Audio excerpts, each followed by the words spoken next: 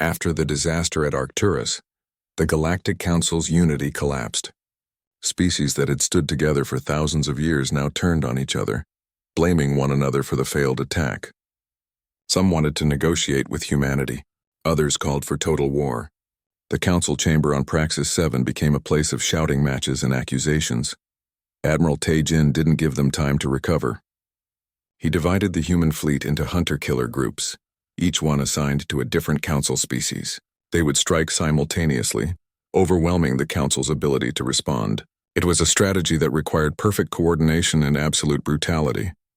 "We hit them everywhere at once," Tae-jin explained to his assembled captains. "They won't know where to defend. They won't have time to think. We keep hitting until they break." Captain Dongmin took the assault on the Vrelian homeworld. His ship had been repaired after Arcturus, patched together with salvaged parts and human determination.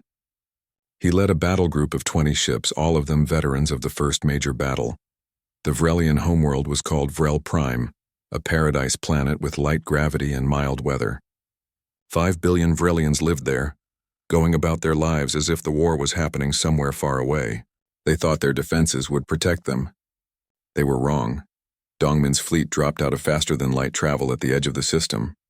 Vrelian defense platforms immediately challenged them, demanding they leave or face destruction. Dongmin transmitted a single message in response. "This is for New Sol." The human ships accelerated to attack speed. Vrelian defenders scrambled to respond, but they were too slow. Dongmin had studied their tactics at the Kelsor Belt. He knew their weaknesses. He exploited every one of them.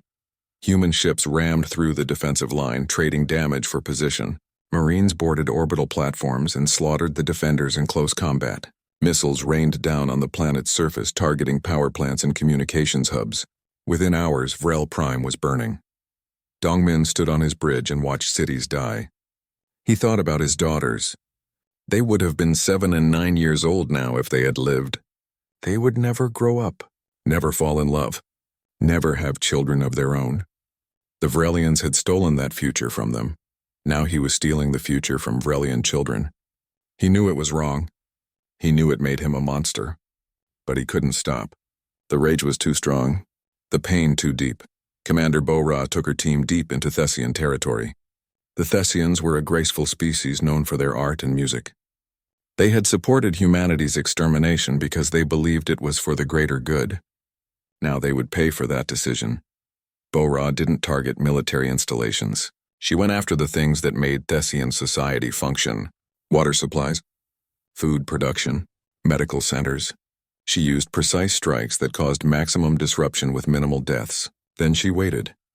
Without clean water, disease spread through Thessian cities like wildfire. Without food, riots broke out. Without medical care, the sick and injured died in their homes. The Thessian government begged the council for help, but no help came. Everyone was under attack. One of Bo-Ra's team members, a young soldier named Tae-hyun, couldn't take it anymore. He watched surveillance footage of Thessian children dying in hospitals without power. "Commander, we need to stop this," Tae-hyun said. "These people are suffering. They're not soldiers. Neither were the people on Horizon Colony," Bo-Ra replied, her voice emotionless. "My fiancé wasn't a soldier. He was a teacher. The council didn't care, so we become like them? We kill innocents to make a point?" Bo-Ra turned to face him. "We do what we must to survive. The council showed us there's no such thing as innocence in this galaxy. There are only predators and prey. We're not prey anymore." Captain Hyunwoo led an assault on the Pelkari trade hubs. The Pelkari were merchants, a species that had grown rich by controlling trade routes across the galaxy. They had voted for humanity's extermination because they feared economic competition. Now they would lose everything. Hyunwoo's ships struck the major trade stations simultaneously. They didn't steal the cargo or take prisoners. They simply destroyed everything. Trillions of credits worth of goods disappeared in fire and explosions. The Pelkari economy collapsed overnight, but it was Lieutenant Jiwoo who delivered the psychological blow that broke the council's spirit. She was only 24 years old, fresh from the academy when the war began. She had lost her parents, her brothers, her aunts and uncles, and 12 cousins in the New Seoul massacre. Her entire extended family gone in a single day. Jiwoo commanded a stealth ship designed for reconnaissance. Instead, she used it to infiltrate Praxis 7, the council's headquarters. She slipped past their defenses using human stealth technology they had never encountered before. Then she accessed their communication network. Jiwoo had brought something with her. A recording of the new Seoul attack. Not the clean tactical reports, but the raw footage. Cameras from the surface had captured everything. The bombs falling, buildings collapsing, people running, screaming, dying, children calling for their parents. Parents cradling dead children. 3 billion deaths recorded in horrifying detail. She broadcasted across every communication channel in Council space. Every screen in every home on every Council world showed what they had done to humanity. The images played on loop, impossible to ignore or turn off, and over those images Jiwoo's voice spoke. You did this. You called us primitive. You called us dangerous. You said we were a threat that needed to be eliminated. Look at what you eliminated. Look at the children you murdered. Now you call us monsters for fighting back. But we learned from you. We learned that mercy is weakness. We learned that peace is a lie. And we learned that the only way to survive in this galaxy is to make sure everyone is too afraid to attack us. The message ended with a simple statement that appeared in every language. This is what you started. This is what will finish. The psychological impact was devastating. Council species began turning on each other. Some demanded immediate peace with humanity. Others wanted the war leaders prosecuted for starting a conflict they couldn't win. Several species withdrew from the Council entirely, trying to negotiate separate peace treaties with Earth. Admiral Tai-Jin refused every offer. He didn't want peace treaties. He didn't want reparations. He wanted unconditional surrender.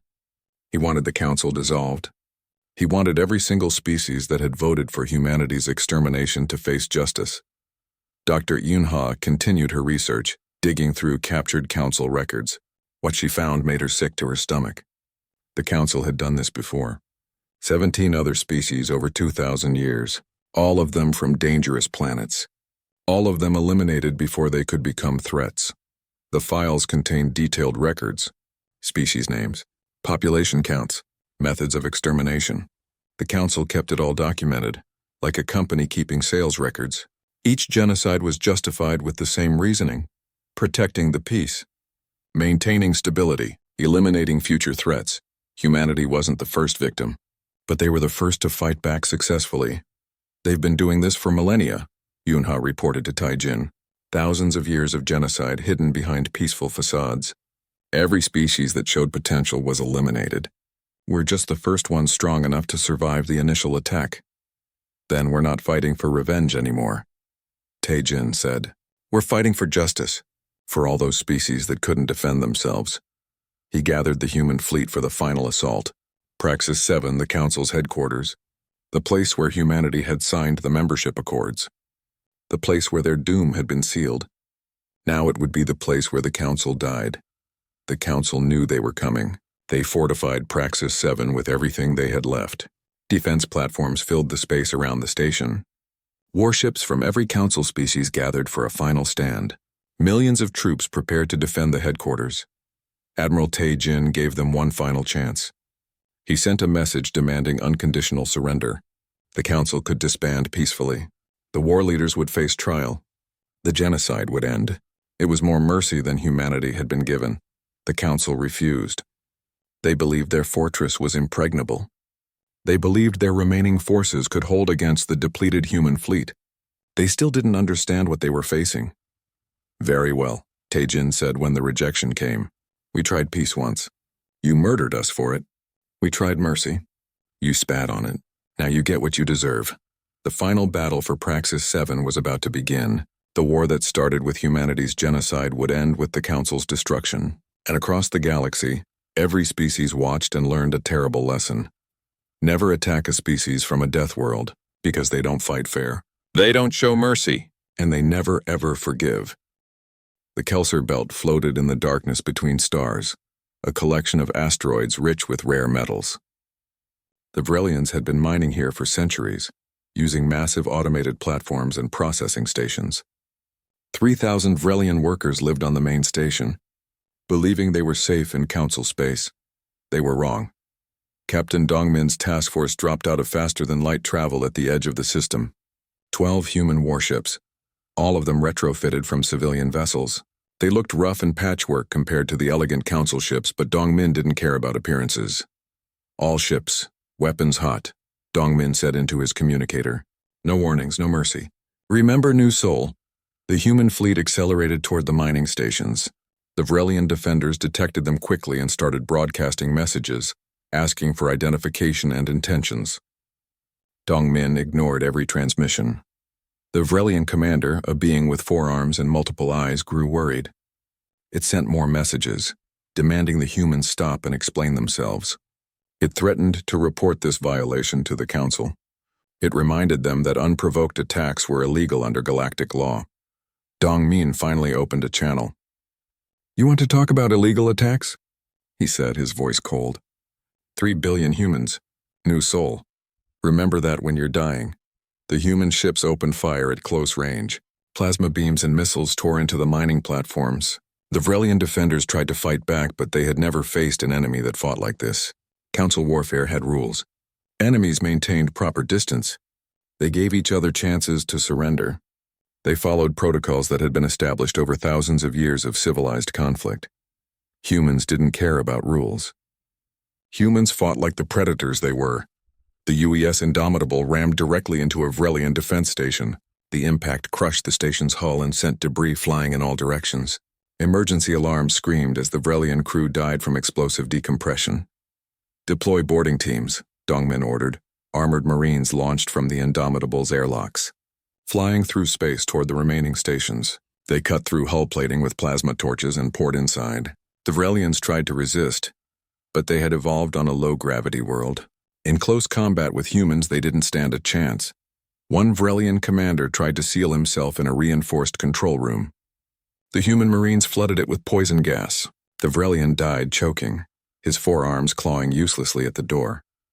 Another group of Vrelians retreated to an escape pod bay. The humans let them board the pods and launch. Then they shot the pods out of space like target practice. No survivors. The main processing station still had over 1,000 Vrelian workers. They huddled in shelters, praying to their gods that the attacking ships would show mercy. Some of them were civilians, just miners and engineers. Some had families. Some had never even touched a weapon. Dongmin thought about his daughters. They had been civilians, too. It hadn't saved them. "Destroy the station," he ordered. His weapons officer hesitated. "Sir, there are life signs. Hundreds of them. They're not fighting back." Dongmin turned to look at the young officer. The man looked horrified, as if he couldn't believe what he was hearing. "They killed my family," Dongmin said quietly. "They killed 3 billion of us. Fire the weapons." The officer's hand shook, but he obeyed. Missiles streaked through space and slammed into the processing station. The structure broke apart, spilling bodies and debris into the vacuum. The Vrelians died instantly, their fragile bodies unable to survive exposure to space. Within 6 hours, the Kelsor Belt was a graveyard. Every station destroyed, every ship disabled. Not a single Vrelian survived. The human fleet left without taking any resources or salvage. This wasn't about profit. It was about making a point. As the human ships prepared to leave, Dongmin sent a message on all council frequencies. "This is Captain Dongmin of Earth. You attacked our colonies. You killed our families. Now you know how it feels. This is just the beginning. We're coming for all of you." News of the Kelsor Belt attack spread through council space like wildfire. The aliens were shocked. No one had committed such an atrocity in thousands of years. This was barbaric. This was savage. This was exactly what the council had tried to prevent by eliminating humanity early. But it was too late now. The Deathworlders were angry. Commander Bora led her strike team to the Thessian colonies in the Outer Rim. The Thessians were a peaceful species, artists and philosophers who had never harmed anyone. But they had voted to approve humanity's extermination. That was enough. Bora didn't attack military targets. She went after infrastructure, water treatment plants, power generators, food distribution centers. She used precision strikes to cripple the colonies without killing many people directly. Then she sat back and watched the chaos unfold. Without clean water, disease spread. Without power, hospitals couldn't function. Without food shipments, people started starving. The Thessians screamed for help, but council ships were busy elsewhere, trying to protect more important targets. "They wanted to kill us from a distance," Bora told her team as they watched the Thessian colonies descend into chaos. "Let them see what it's like to die slowly." One of her team members looked uncomfortable. "Commander, these are civilians. Children are dying down there." Bora's expression didn't change. "Our children died too." Did the Council care? Across the galaxy, humanity's fury spread. Small human ships appeared in supposedly secure Council systems, hitting targets and disappearing before reinforcements could arrive. They used tactics the Council had never seen before. Ambushes, sabotage, terrorism. The Council convened an emergency session on Praxis 7. Representatives from 17 species gathered, all of them terrified. They had expected the humans to surrender. Instead, they were fighting back with a brutality that shocked even species that had evolved as predators. "We must negotiate," one representative said. "Offer them reparations. Give them territory. Anything to stop this madness, and we cannot show weakness," the Vrelian leader argued. "If we negotiate now, every other species in the galaxy will think they can challenge the Council. We must crush the humans completely." They voted to send peace envoys to Earth offering generous terms, a formal apology, financial compensation, even a seat on the Council with full voting rights. Everything humanity had wanted before the war. Admiral Tajin received the envoys at Earth's orbital station. They were nervous, surrounded by armed human guards.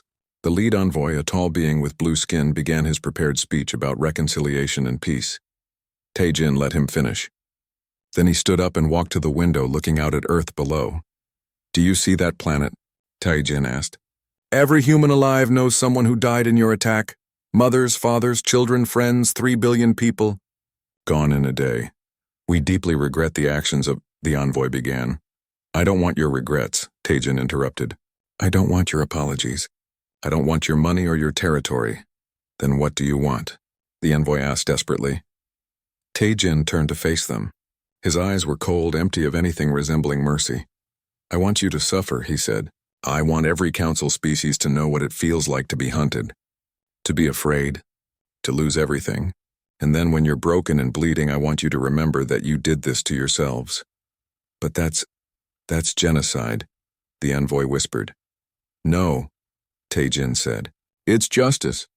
You started this war. We're going to finish it." The envoys were escorted back to their ship and sent away. Their message was broadcast across Council space: no terms, no mercy, no survivors. The Council's unified military, over 10,000 ships from 12 different species, began mobilizing.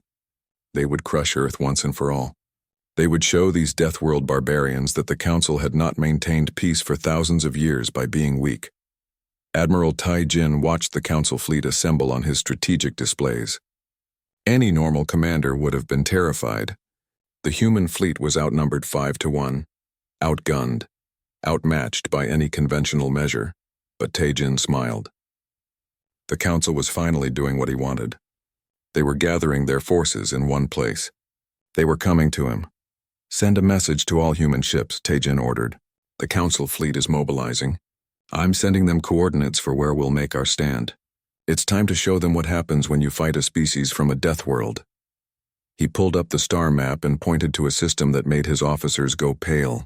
The Arcturus system, a binary star cluster with deadly radiation and unstable gravity. "One of the most hostile environments in known space, sir," someone said hesitantly. "That system is a death trap. Our ships can barely operate there." "Exactly," Tajin said. "But the Council ships can't operate there at all. They've never had to. Welcome to our world." The Global Defense Council met in an underground facility that could survive a direct nuclear strike. Every nation on Earth had sent representatives. The mood was grim. Outside, protests filled the streets of every major city. People were terrified, angry, and demanding answers. General Kiwan stood at the podium, his uniform crisp despite the chaos around them. He had fought in 3 wars during his career, but nothing had prepared him for this. "We need to consider our options carefully," Kiwan said, his voice steady. "The Council has superior numbers and technology. Our colonies are gone. If we fight, Earth itself could be destroyed. Perhaps we should negotiate. Offer them whatever they want in exchange for our survival." Murmurs of agreement rippled through the room. It made sense. Humanity had always survived by being smart, by adapting. Maybe they could talk their way out of this. Admiral Tajin stood up from his seat. Everyone turned to look at him. His face was hard, his eyes cold. "No," Tajin said simply. "Admiral, be reasonable," Kiwan replied. We're talking about the survival of our entire species. They killed 3 billion of us, Tajin said, his voice rising. They hunted down our children. They burned our worlds. And you want to beg them for mercy? He slammed his fist on the table. They came to us speaking peace while planning genocide. They think we're weak because we tried to be civilized. They've never seen what Deathworlders can do when we stop pretending to be nice. What are you suggesting? Someone asked. War, Tajin said. Total war. We transform every factory, every shipyard, every resource on Earth into weapons. We show them what it means to fight a species that evolved by killing everything else on their planet. That's insane, Kiwan said. We'll lose. Maybe, Tajin agreed. But we'll make them bleed for every human they killed. And maybe, just maybe, we'll make them regret ever learning our name. The vote was close, but Tajin won. Protocol Omega was activated. It was a plan that had been designed decades ago. Back when humans first started exploring space, a worst-case scenario, a plan for total war. Every civilian factory on Earth received new orders. Car manufacturers started building military vehicles. Electronics companies produced weapon systems. Shipyards that made passenger vessels now constructed warships.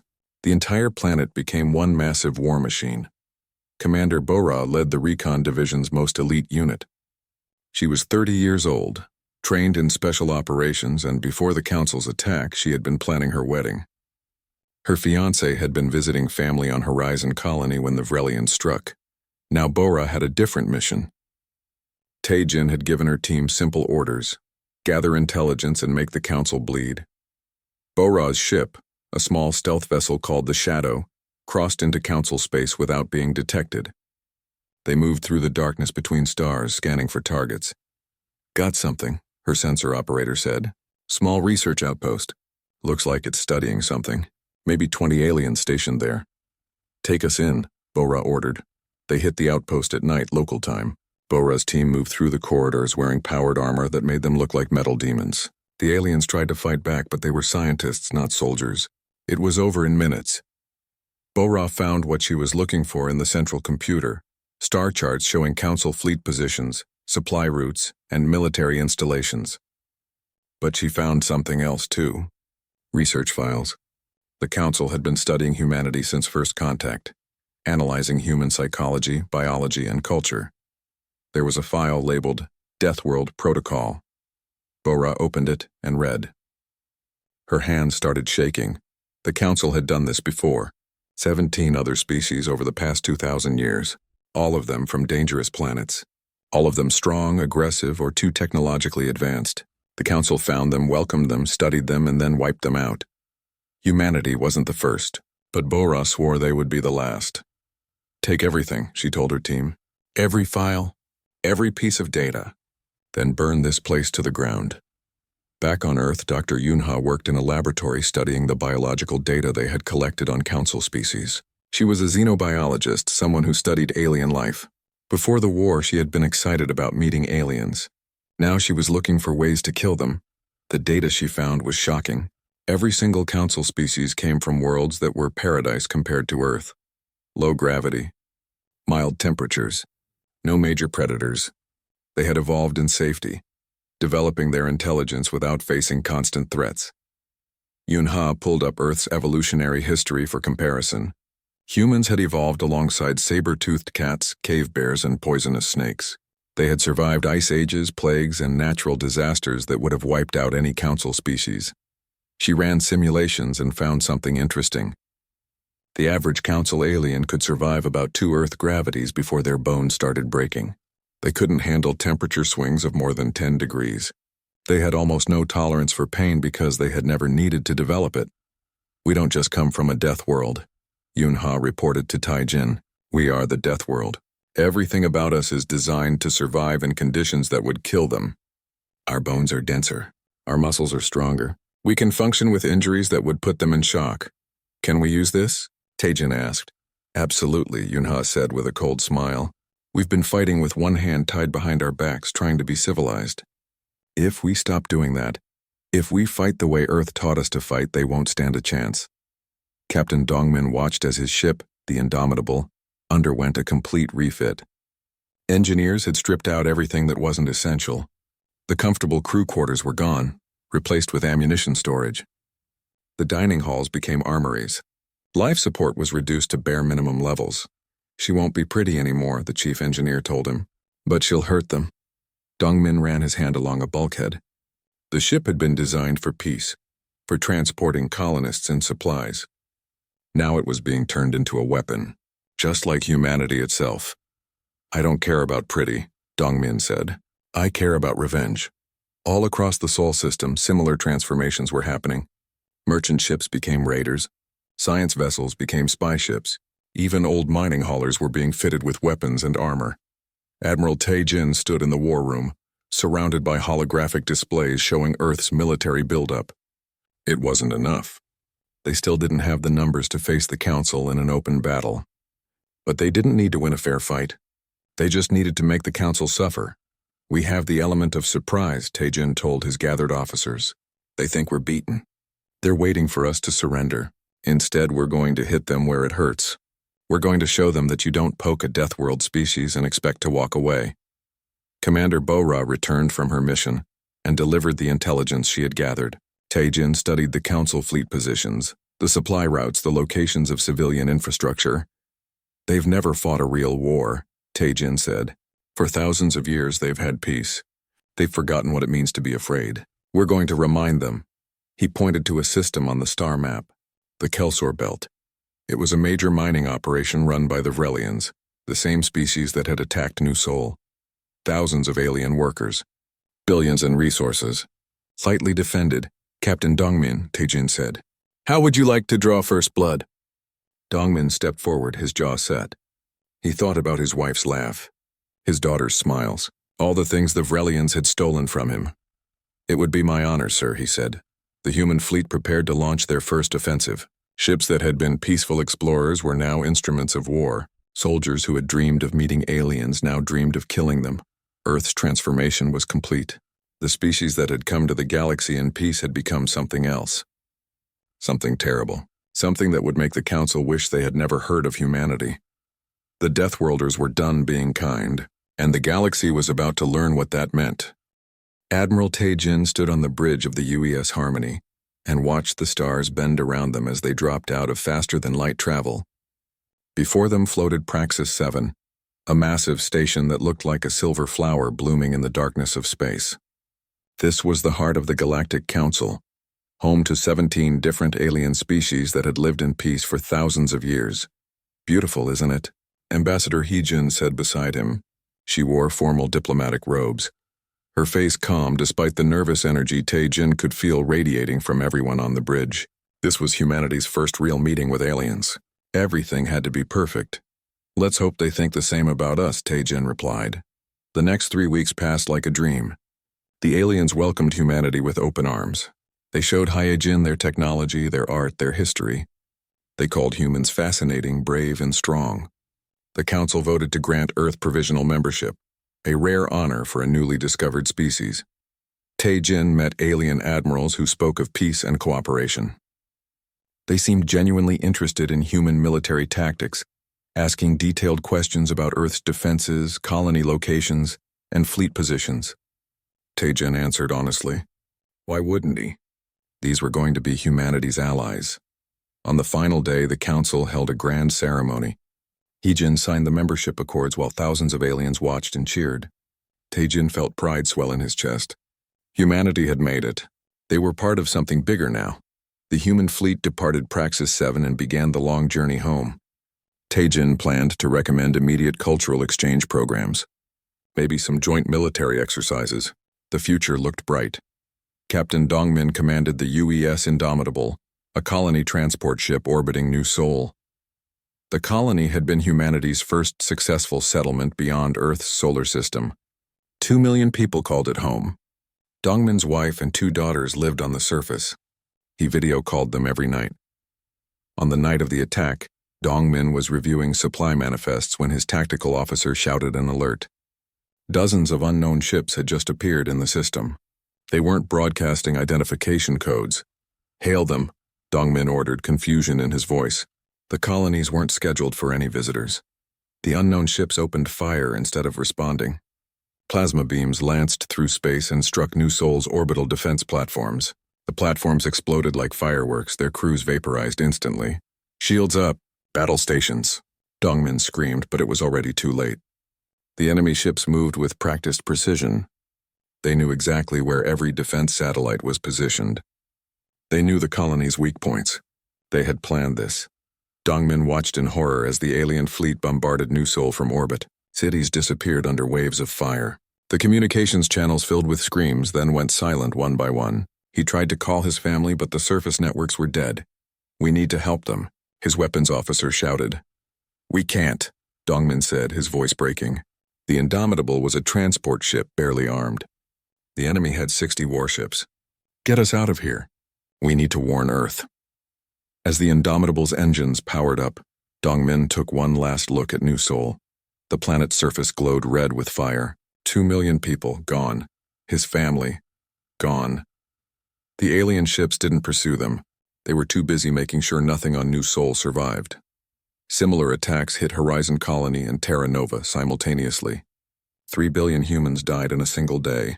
It was the largest loss of life in human history. Admiral Tae-jin received the news while his fleet was still 2 weeks from Earth. He stood frozen on the bridge, reading the casualty reports over and over, unable to process what he was seeing. "Sir, we're receiving a transmission from Praxis 7, his communications officer said. Tae-jin felt rage building inside him, hot and sharp. "Put it through." An alien appeared on the screen. It was Vrelian, one of the species that had seemed so friendly during the negotiations. The creature's multiple eyes blinked in what might have been amusement. "Admiral Tae-jin," the Vrelian said, "I trust you've heard the news. Please understand this was not personal. The Council has rules. Species from Deathworlds always become dangerous. You showed too much potential. We had to act. You murdered 3 billion people," Tae-jin said, his voice deadly quiet. "We eliminated a future threat," the Vrelian corrected. "Your remaining colonies will be destroyed within days. Earth will be next. The Council suggests you surrender now. We can make your extinction painless." The transmission ended.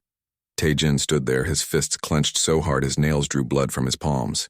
Around him, the bridge crew looked at him with shock and grief.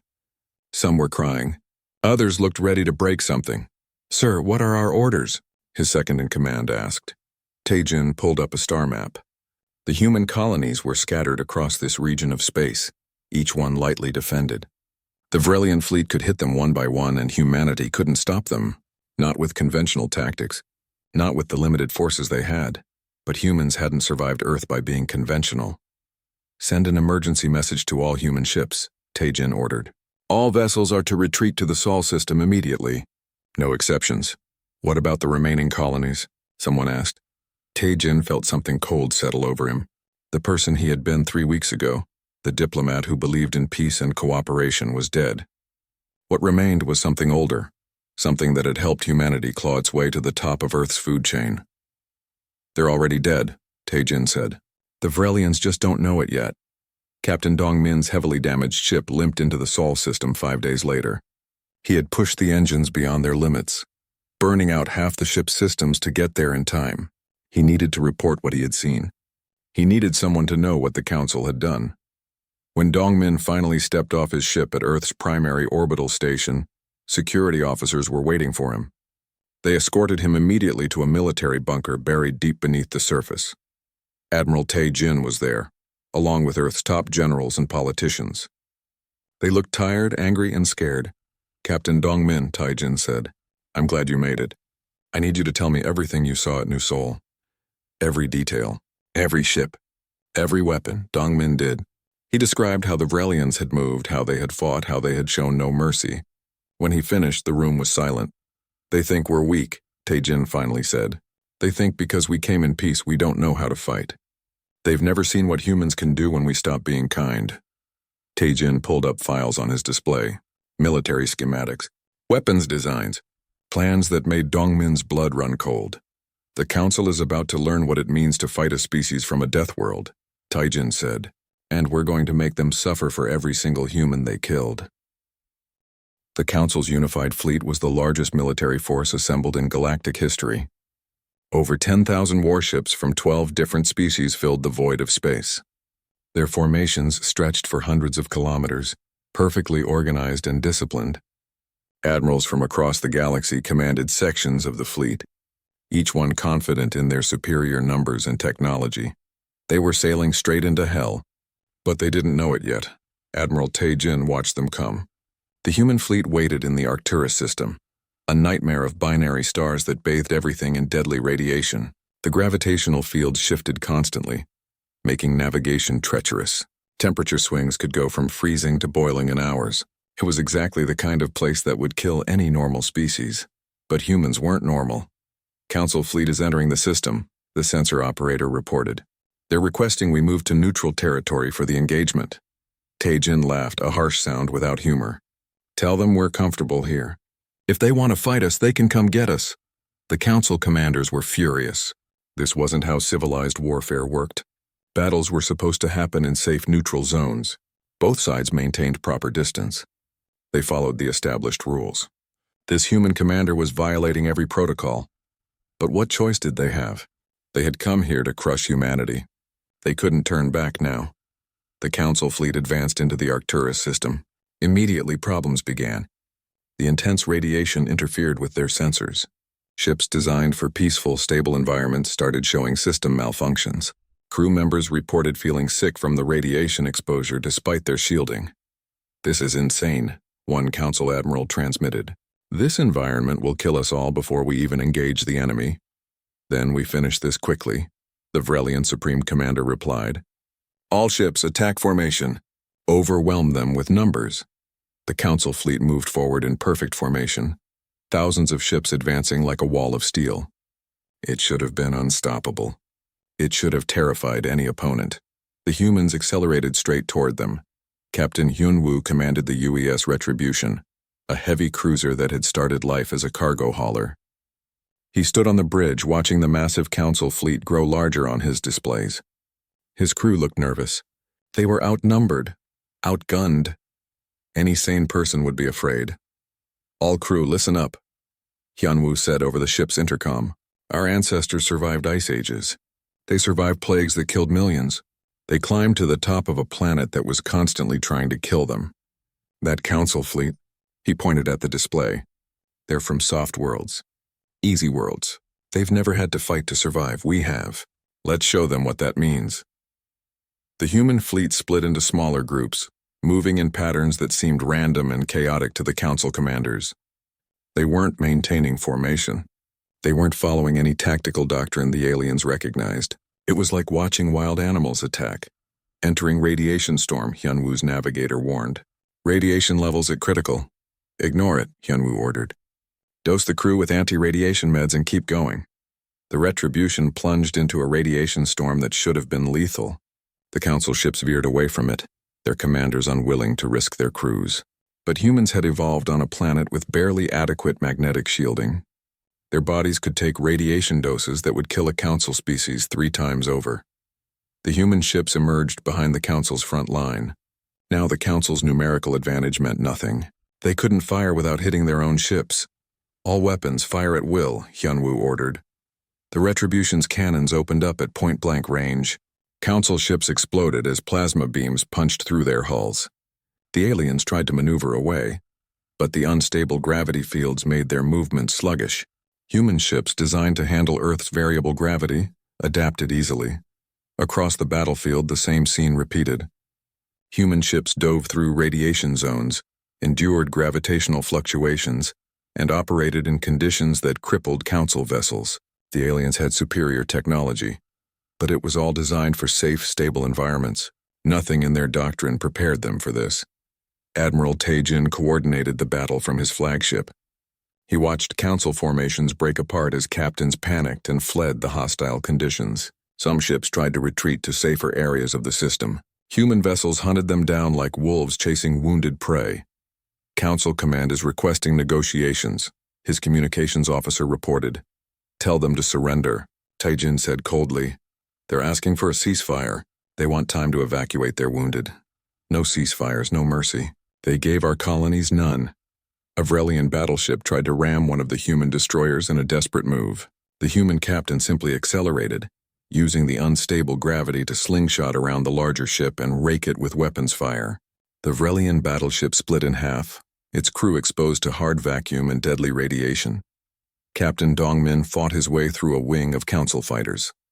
The pilots were skilled, but their reflexes were slower than humans. Their species had evolved in lighter gravity. Dongmin pulled maneuvers that would have blacked out any council pilot from the G-forces. He killed 6 enemy fighters in 3 minutes. His ship took damage, hull breaches venting atmosphere into space. Radiation levels inside the ship climbed past safe limits. His crew was dying, poisoned by conditions that the council species would have found instantly lethal. Hull integrity at 30%, his engineer reported. We should pull back. Not yet, Dongmin said. He spotted a council command ship trying to retreat. One more target. The Indomitable chased down the command ship, weapons blazing. The council vessel was faster and more advanced, but its captain made a mistake. He flew too close to the binary stars, trying to use them for cover. The radiation storm there was beyond anything his species could survive. Dongmin followed him in. His crew screamed as radiation alarms wailed. But they held on. Earth's harsh environment had forged them into something that could survive this. The council captain couldn't say the same. The enemy command ship's systems failed. It tumbled helplessly into the gravitational pull of the star. Dongmin watched it burn, then turned his dying ship back toward the human fleet. The battle lasted 6 hours. When it ended, over 7,000 council ships were destroyed or disabled. The rest fled the system in complete disarray. The great unified fleet, the pride of the Galactic Council, had been shattered by a force 1/5 its size. The human fleet had taken heavy casualties. 40% of their ships were damaged or destroyed. Thousands of crew members had died from radiation exposure or combat injuries. But they had won. Admiral Tai Jin surveyed the wreckage floating in space. Council bodies drifted among the debris, their fragile forms twisted and broken. He felt nothing but cold satisfaction. Send a message on all council frequencies, Tai Jin ordered. Let them know what happened here. Let them know this is what awaits anyone who stands against us. General Kiwan arrived at Tai Jin's flagship 2 days later. He had watched the battle from Earth, monitoring the reports as they came in. Now he stood in Tai Jin's ready room looking at the battle recordings with horror. 7,000 ships, Kiwan said quietly. Hundreds of thousands dead. Do you realize what you've done? You've committed the largest mass killing in galactic history. They started it, Tai Jin replied, not looking up from his tactical displays. We're finishing it. When does it end? Kiwan demanded. When we've killed them all? When we've become the monsters they feared we were. Tai Jin finally looked at him. It ends when they're all gone. When every council species knows that you don't attack humanity and expect to survive. When the galaxy is so terrified of us that they'll never dare to threaten us again. And if we destroy ourselves in the process, then at least we'll die free, Tai Jin said. Not on our knees, begging for mercy from species that wanted us dead from the start. Kiwan left the room without another word. He was a soldier. He understood duty in war. But this wasn't war anymore. This was extermination, and he feared that when it was over, humanity would have lost something more important than the 3 billion who died in the initial attack. They would lose their souls. But Admiral Tai Jin didn't care about souls. He cared about revenge, and the Council had given him plenty of targets. The war was just beginning.